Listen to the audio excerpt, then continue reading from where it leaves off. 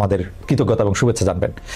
তবে আমি প্রথমে মাসুদ কামাল ভাইয়ের কাছে একটু যেতে চাই যে জনাব মাসুদ কামাল ভাই, আপনি জানেন যে গতকাল বিএনপির দিক থেকে একটা নতুন দিক আমরা দেখলাম, সেটা হলো যে অন্তর্বর্তী সরকার নিরপেক্ষ কিনা এই নিয়ে সংশয় শঙ্কার কথা বিএনপি মহাসচিব বলেছেন।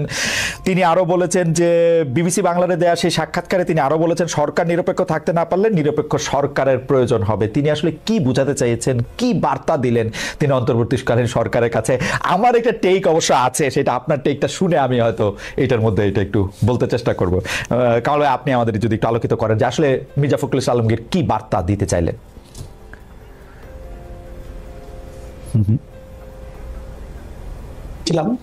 পরে সকালে আমি এটা ডিটেল আমি পড়েছি। আমার কাছে কিন্তু ওনার কথাকে অযৌক্তিক মনে হয় নাই। উনি যেটা বলার চেষ্টা করেছেন যে যদি এই সরকার নির্বাচন পর্যন্ত নিরপেক্ষ থাকতে না পারে তাহলে নিরপেক্ষ সরকারের অধীনে ওনারা নির্বাচন চাইবেন এবং তখন নতুন সরকার গঠনের প্রশ্ন হতে পারবে। এইগুলো আকার ইঙ্গিতে বলা হয়েছে।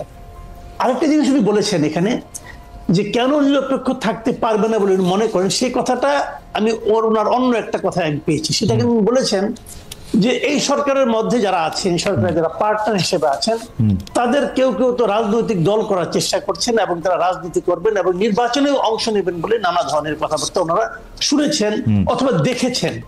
দেখাও যাচ্ছে, অনেকেই দেখা যাচ্ছে তারা রাজনীতি করবেন, নির্বাচন করবেন, সে ধরনের প্রস্তুতি এলাকাতেও দেখা যাচ্ছে।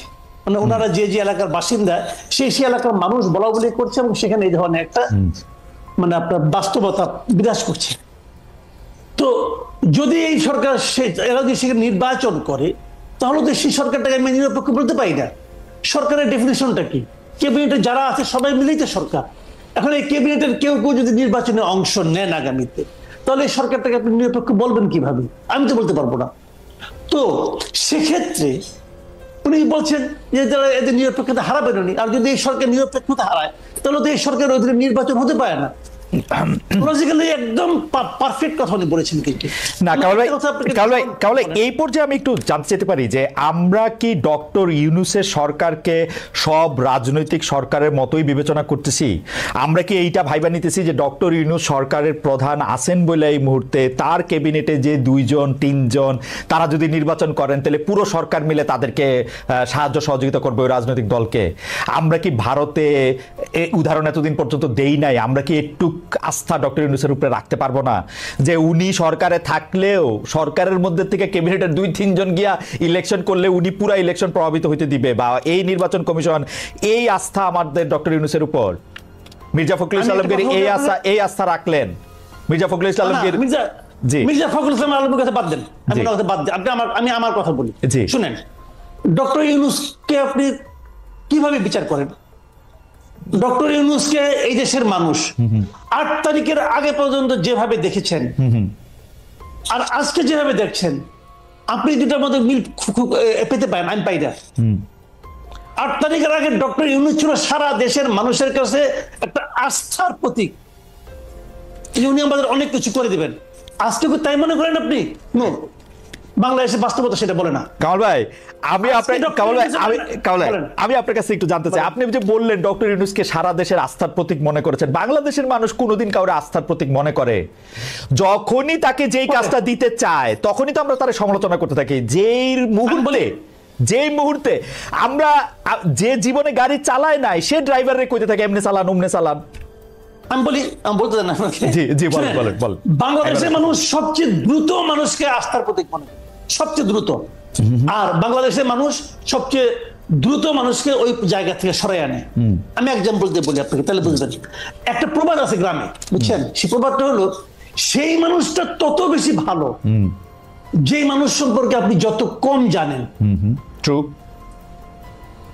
8 তারিখের আগ পর্যন্ত রাষ্ট্রনায়ক হিসেবে, সরকার প্রধান হিসেবে ডক্টর ইউনূস কতটা ভালো কেউ জানতো না। এই জন্য উনি ছিলেন আস্থার প্রতীক। যে উনি সরকার প্রধানের দায়িত্ব নিলেন, যেই মাত্র উনি সরকার প্রধানের দায়িত্ব নিলেন, নিয়ে উনি একটা উপদেষ্টা পরিষদ গঠন করলেন। সেই উপদেষ্টা পরিষদ গঠন করার সঙ্গে সঙ্গে ওনার প্রতি অনেকের আস্থা কমতে থাকলো, তাদের মধ্যে আমিও একজন। আমি শুরু থেকেই বলেছি এই উপদেষ্টা পরিষদ দিয়ে উনি এত বড় কাজ করতে পারবেন না। আমি বলেছি ভাই, আমি আমার অভিজ্ঞতা থেকে বলেছি, এই উপদেষ্টা পরিষদে অনেককে আমি চিনি, যে জন্য আমি বলেছি পারবেন না। এবং এখন দেখেন উনি পারছেন, উনি খুব ভালো পারছেন। আপনি বাংলাদেশের যে কোনো কি জিজ্ঞাসা করে বলেন ভাই উনি কি খুব ভালো পারছেন, দেখেন আপনি উত্তরটা কি পারেন। কামাল ভাই পারছেন না। কামাল ভাই আপনার সাথে কথা বলা খুবই ফ্যাসিনেটিং, কিন্তু আপনি যে প্রথম থেকে আমি বলতেছেন, আমি আপনার প্রায় সব শো, আপনি যত জায়গায় আমন্ত্রিত হয়ে যান, আপনার নিজের কথা যে শোটা আছে সেটা আমি প্রায় সবগুলি শো দেখে একাধিকবার দেখে আপনি আসলেই শুরু থেকে এই কথা বলে আসতেছেন যে আসলে এটা পারবে না, এই উপদেষ্টা পরিষদ দিয়ে চলবে না, এজ ইফ বাংলাদেশে কোনো মন্ত্রী পরিষদ দিয়ে জীবনে চলছিল, সব চোর বাটপার, এরা তো মন্ত্রিত্ব চালাইছে। এই আগের সরকারে আমরা দেখছি, তাদেরকে আমরা পারছি, এটা আপনি কেমনে বলবো যে এরা পারছিল?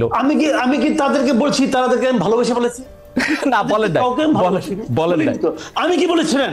হ্যাঁ, 5ই আগস্টে যে ঘটনাটা ঘটেছে এই দেশে, হ্যাঁ, এটা এই দেশের জন্য একটা অভূতপূর্ব ঘটনা। যে দেশে একটা অভূতপূর্ব ঘটনা ঘটতে পারে, সে দেশে একটা অভূতপূর্ব সরকার আসবে, এই প্রত্যাশাকে আমি করবো না? আমি করেছি। আমি বলি আপনাকে, আমি অগাস্টের প্রথম দিন পর্যন্ত আমি কিন্তু প্রত্যাশা আমি করতে পারিনি, সাহস পাই নাই যে শেখ হাসিনা থাকবে না, আমি সাহস পাই নাই। কিন্তু যেদিন ঘটে গেছে সেই দিন আমার কাছে মনে হয়েছে আসলেই ঘটে গেছে। খেয়াল করেন কিন্তু, তাহলে আমার প্রত্যাশার বাইরে একটা ঘটনা ঘটেছে। তখন তো আমি ভাবতেই পারি যে যাদের কারণে, যাদের মাধ্যমে এত বড় একটা ঘটনা ঘটতে পারলো, তাদের অংশগ্রহণে, তাদের সাপোর্টে আমরা একটা অভূতপূর্ব সরকার পাবো, এই প্রত্যাশা করবো না? অবশ্যই আমি প্রত্যাশা করেছি। আমি কিন্তু আগের সরকারের সঙ্গে তুলনাই করতে চাই না। অবশ্যই তুলনা করলে আমাদের এখানে অনেক সৎ লোক আছে, এতে কোনো সন্দেহ নাই, সততা নিয়ে তুলনা আমি করতেই পারবো না। কিন্তু আমার কথাটা হলো কি, যে এই সরকারের কাছে আমরা কি চেয়েছি? আমরা চেয়েছি আড়াইটা জিনিস, সিম্পল আড়াইটা জিনিস। আড়াইটা কি কি?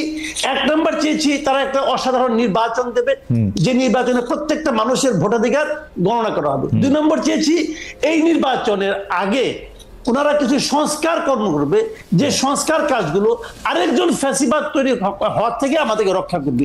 আর অর্ধেক কাজটা কি? অর্ধেক কাজটা হলো যতদিন এই কাজগুলো ওনারা করবেন ততদিন ওনারা দেশটাকে চালাবেন। আর কিছু চাইনি কিন্তু রে ভাই। কিন্তু ওই অর্ধেক কাজ যেটা, ওটা শুরুর থেকেই এত ব্যর্থতার মধ্যে চলে আসলো যে বাদ বাকিগুলো সন্দেহের মধ্যে ঢুকে পড়লো।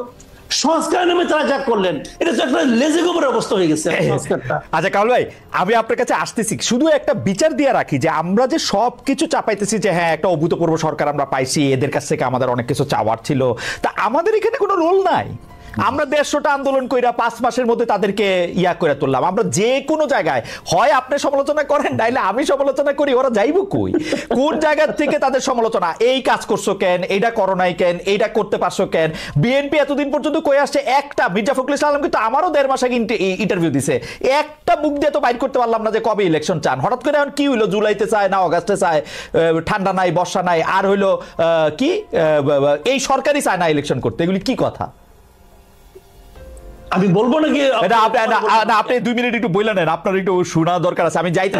মির্জা ফখরুল আগে কি বলছেন, এখন কি বলছেন, এটাকে আমি ডিফেন্ড করবো না, এটা ওনার পলিটিক্স। দেখেন বিএনপি কিন্তু উনি কিন্তু বিএনপির মুখপাত্র এই দেশে, তাই না? মুখপাত্র, কাজে উনি কিন্তু বিএনপির পলিটিক্যাল কথাটাই বলবেন। বিএনপি আসলে কি চায়? তারা ক্ষমতায় যেতে চায়, simple, clear and simple. BNP ক্ষমতায় যেতে চায় এবং তারা অনেকদিন ধরে ক্ষমতার বাইরে আছে। তারা মুখে বলে আমরা ক্ষমতার মাধ্যমে দেশকে একটা অসাধারণ দেশ দিব, কি দিবে আল্লাহ মালুম আর ওনারা মালুম, আমি বলতে পারবো না, সেটা এক জিনিস। কিন্তু ওনাদের পলিটিক্স।